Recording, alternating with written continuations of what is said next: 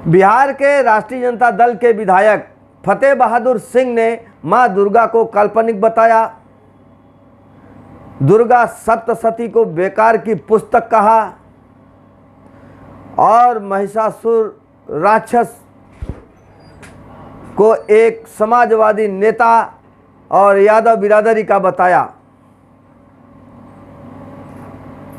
उसी के संदर्भ में, उसी के विषय में आज हम चर्चा करेंगे। आज के चर्चा का विषय राष्ट्रीय जनता दल के विधायक फतेह बहादुर सिंह द्वारा सनातन धर्म का और मां दुर्गा का अपमान, क्या कहता है हिंदुस्तान, इसी के विषय में आज हम चर्चा करेंगे।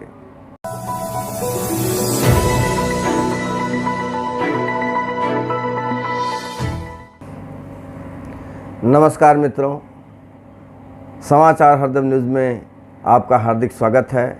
मैं हूं ओम प्रकाश पांडे। मित्रों, भारत के एक राज्य बिहार में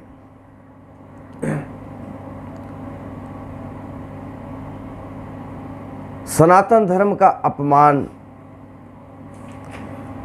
लगातार होता जा रहा है।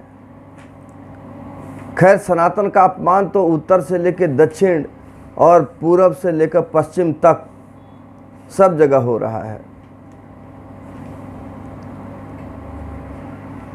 लेकिन आज जो चर्चा हो रही है उसका सबसे बड़ा कारण है बिहार के एक राष्ट्रीय जनता दल के विधायक हैं फतेह बहादुर सिंह जी। फतेह बहादुर सिंह ने मां दुर्गा पर अपनी भड़ास निकाली है। बहुत सारी अपमानजनक बातें मां दुर्गा के बारे में उन्होंने कही हैं। अभी अभी पूरा देश नवरात्र के महा उत्सव से अभी पूरी तरह से समाप्त भी नहीं हुआ है, पूरी तरह से उभरा नहीं है, या ये कहें कि नवरात्र उत्सव की जो खुमारी थी, नवरात्र उत्सव का जो रंग था, अभी उतरा नहीं है, अभी चढ़ा हुआ है।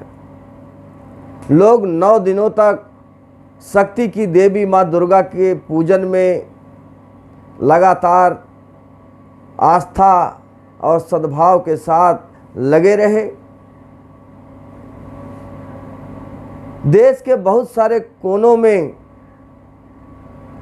डांडिया रास पर थिरकते हुए लोग मां दुर्गा के जयकारे लगा रहे थे। देश में चारों तरफ मां दुर्गा की आरती हो रही थी, मां दुर्गा के 9 रूपों की पूजा हो रही थी। लोग माता दुर्गा की जय जयकार कर रहे थे, लेकिन बिहार में राष्ट्रीय जनता दल के एक विधायक माता दुर्गा का सिर्फ अपमान करने में ही अपनी बड़ाई समझ रहे थे। मित्रों, शायद आप लोगों ने भी उस विधायक की बातों को सुना हो, क्योंकि इसकी चर्चा काफ़ी जोरों पर है। विधायक फतेह बहादुर ने बहुत सारी बातें कही मां दुर्गा के विषय में। उन्होंने मां दुर्गा को काल्पनिक बताया। उनका कहना था कि एक काल्पनिक कथा है जिसकी पात्र मां दुर्गा है, और इसके आगे बढ़ते हुए उन्होंने कहा कि महिषासुर जिसका वध मां दुर्गा ने किया, वह एक समाजवादी राजा था। यादवों से उसका नाता फतेह बहादुर सिंह ने जोड़ा। उनका कहना था एक समाजवादी राजा जो अपने राज्य में सबको खुश रखता था, सबको प्रसन्न रखता था, किसी प्रकार के ढोंग को बढ़ावा नहीं देता था, उसका वध माँ दुर्गा ने नहीं किया, बल्कि उसकी हत्या माँ दुर्गा ने कह दी। अब देखिए, विचार करने की बात है कि एक तरफ फतेह बहादुर सिंह जहां मां दुर्गा को काल्पनिक बता रहे हैं, वहीं दूसरी तरफ वो महिषासुर को एक समाजवादी राजा घोषित कर रहे हैं। अगर मां दुर्गा काल्पनिक है तो ये जिसको समाजवादी राजा बता रहे हैं, महिषासुर जो राक्षस था, तो वो वास्तविक कैसे हो सकता है? चलिए मान लेते हैं कि वो राक्षस नहीं था, एक समाजवादी राजा था, लेकिन वो वास्तविक था क्या? अगर वो वास्तविक था तो उनके शब्दों में उसकी हत्या करने वाली मां दुर्गा वो काल्पनिक कैसे हुई?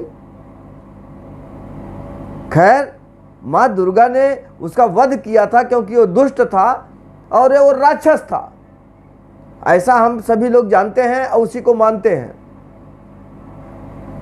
लेकिन फतेह बहादुर सिंह की बुद्धि, मां सरस्वती भी मां दुर्गा का ही एक रूप है। और किसी एक कवि ने लिखा है, आपने भी सुना होगा, शायद रामधारी सिंह दिनकर जी ने लिखा है कि जब नाश मनुज पर छाता है, पहले विवेक मर जाता है। तो इस फतेह बहादुर सिंह, जो कि राष्ट्रीय जनता दल लालू प्रसाद यादव की पार्टी का विधायक है, उसका विवेक अब मर चुका है, इसलिए वो इस तरह की बात कर रहा है। और लालू प्रसाद यादव और उनके पुत्र बिहार के उप मुख्यमंत्री तेजस्वी यादव, वह भी इस बात को लेकर एकदम चुप हैं। किसी भी प्रकार की बयान या किसी प्रकार की बात उनकी तरफ से अभी तक नहीं आई है। फतेह बहादुर सिंह अपने बातों को बल देने के लिए और भी कई प्रकार के उदाहरण देता है, जैसे कि महिषासुर यादव बिरादरी के हैं, इसके बाद दुर्गा सप्तशती, यह जो कोई अच्छी ठीक पुस्तक नहीं है, बेकार पुस्तक है। वह पुस्तक जिसका पारायण सनातनी लोग लगातार 9 दिनों तक करते हैं, जिसके मंत्रों को जपते हुए लोग शुरू से लेके आखिरी तक, अपने बचपन से लेके मृत्यु के तक उन मंत्रों का जो उच्चारण करते हैं, उनका जाप करते हैं, माँ भगवती को प्रसन्न करते हैं, उसको ये फतेह बहादुर बेकार की पुस्तक कह रहा है। इसके आगे कहते हुए वो बोलता है कि माँ दुर्गा एक काल्पनिक पात्र हैं। उसके जवाब में वो ये कहता है कि लोहे का इजाद तो आज से 3700 साल मतलब 3700 साल पहले हुआ, तो लाखों साल पहले माँ दुर्गा के पास चक्र और तलवार लोहे की कहाँ से आ गई? अब देखिए, मैंने कहा कि जब नाश मनुष्य पर छाता है, पहले विवेक मर जाता है। तो फतेह बहादुर सिंह के मरे हुए विवेक का एक उदाहरण यह भी है कि जितने भी वैज्ञानिक हैं, वे सारे एक ही भाषा का इस्तेमाल करते हैं, रिसर्च, और हिंदी में जिसे खोज कहा जाता है। रिसर्च मतलब किसी चीज की दोबारा खोज, और खोज किस चीज की होती है? जो कोई चीज खो गया हो, मिल न रहा हो, उसी की खोज की जाती है। जो है ही नहीं, उसकी खोज कैसे? तो चलिए मैं मान लेता हूं कि 3700 साल पहले लोहे की खोज की गई, तो लोहा था तब तो लोहे की खोज की गई। लोहा था तब तो लोहे की खोज की गई। इसका मतलब पहले भी लोहा था, लेकिन बाद के दिनों में वो नहीं था। इसके आगे वो क्या कहता है? उसका कहना है कि मां दुर्गा ने लाखों लाख लोगों से इकट्ठा अकेले युद्ध किया राक्षसों से। जो समाजवादी राजा जिसे वो बता रहा है, समाजवादी राजा महिषासुर के राक्षसों के साथ लाखों लोगों से उन्होंने अकेले युद्ध किया, तो मुट्ठी भर ब्रिटिश लोगों से वो युद्ध क्यों नहीं की? उन्हें मारकर क्यों नहीं भगा दिया?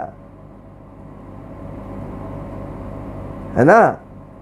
तो अंग्रेजों से युद्ध उन्होंने नहीं किया, इसलिए वो मां दुर्गा है ही नहीं, एक कल्पना है। और आगे देखिए क्या बोलता है कि मां दुर्गा जिसको ये लोग पूछते हैं, ये लोग सारे लोग भ्रम में हैं, भ्रमित हैं, और मां दुर्गा काल्पनिक हैं। अब इस तरह के विचारधारा वाले नेताओं को क्या कहा जाए? जनता इन्हें चुनती है विकास के लिए, कि वे क्षेत्र का विकास करेंगे, देश का विकास करेंगे, मूलभूत सुविधाओं पर ध्यान देंगे। लेकिन ये नेता उन विकास की बातों को छोड़कर व्यर्थ की बातों में, धार्मिक बातों में अपनी टांग अड़ाने लग जाते हैं, जिसके बारे में उन्हें कुछ पता ही नहीं। कुछ लोगों ने जब उनसे पूछा कि भाई आप हिंदू धर्म को मानते हैं, तो फतेह बहादुर सिंह ने कहा नहीं, मैं तो बौद्धिस्ट हूँ। और यदि वो बौद्धिस्ट है जो हिंदू धर्म का नहीं है, तो उसे हिंदू धर्म पर सवाल उठाने का अधिकार कहाँ से प्राप्त होता है? बिहार में हिंदू या सनातन धर्म के प्रतीकों, उसके देवी देवताओं पर बहुत अरसा पहले से कुछ न कुछ गलत बयानी हो रही है। विगत दिनों में बिहार के शिक्षा मंत्री चंद्रशेखर ने रामचरितमानस की तुलना साइनाइड नामक जहर से कर दी थी, और ये लोग सनातन का लगातार अपमान करते चले जा रहे हैं। उत्तर प्रदेश में समाजवादी पार्टी के नेता जो पहले भाजपा में थे, इसके पहले बहुजन समाज पार्टी में थे, अब वो समाजवादी पार्टी में है। भारतीय जनता पार्टी में रहते उन्होंने कभी धर्म का विरोध नहीं किया, लेकिन जैसे ही समाजवादी पार्टी में गए, वैसे ही रामचरितमानस के बारे में अनाप शनाप उल्टा सीधा कहना शुरू कर दिए, और धार्मिक ग्रंथों के बारे में, क्योंकि उनकी बातें भारतीय जनता पार्टी में नहीं चलती, लोग मानते भी नहीं। लेकिन समाजवादी पार्टी ने उन्हें हाथों हाथ लिया, और जब इन्होंने इस तरह का बयान हिंदुत्व के, सनातन धर्म के और रामचरितमानस के खिलाफ दिया, तो उन्हें बड़ी पदवी समाजवादी पार्टी के अध्यक्ष अखिलेश यादव ने दिया। उनका मान सम्मान किया उन्हें, और बड़ा पद देकर उन्हें सम्मानित किया।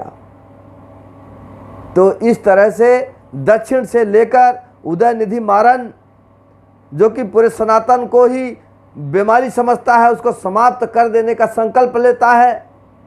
उसके बाद दक्षिण से होता हुआ, उत्तर प्रदेश से होता हुआ बिहार तक सनातन का विरोध और सनातन के देवी देवताओं का विरोध, उनका अपमान जारी है। जबकि इसी देश ने, नुपुर शर्मा ने सिर्फ एक कुछ शब्द किसी विशेष धर्म के, किसी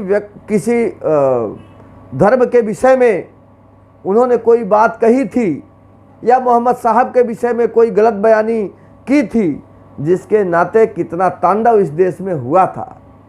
इसको देखते हुए भी इन लोगों के मन में ये बात, एक ख्याल नहीं आता कि किसी के धार्मिक विषयों पर किसी प्रकार की अनावश्यक टिप्पणी क्यों की जाए। लेकिन शायद उन्हें पता है कि सनातन या हिंदुत्व पर किसी भी प्रकार की बयानबाजी से कुछ होने वाला नहीं है, क्योंकि इसके पहले इतने सारे लोग इतना सब कुछ गलत सलत बयानी कर चुके हैं, लेकिन उनके साथ कुछ गलत हुआ नहीं, तो हमारे साथ भी नहीं होगा। इसलिए उनके हौसले बढ़ते जा रहे हैं। मेरा मानना है कि सरकार को और कोर्ट को भी इस पर स्वतः संज्ञान लेते हुए ऐसे लोगों पर कड़ी कार्रवाई करनी चाहिए, ताकि भविष्य में वो किसी की भावनाओं को आहत करने वाला ऐसा गलत बयान ना दें। मित्रों, आपको क्या लगता है, क्या ये सही हो रहा है? आप अपने विचार हमें कमेंट के माध्यम से ज़रूर दें। वीडियो को लाइक करें, शेयर करें और चैनल को सब्सक्राइब भी करें। आपके सहयोग के लिए बहुत बहुत धन्यवाद। भारत माता की जय। वंदे मातरम।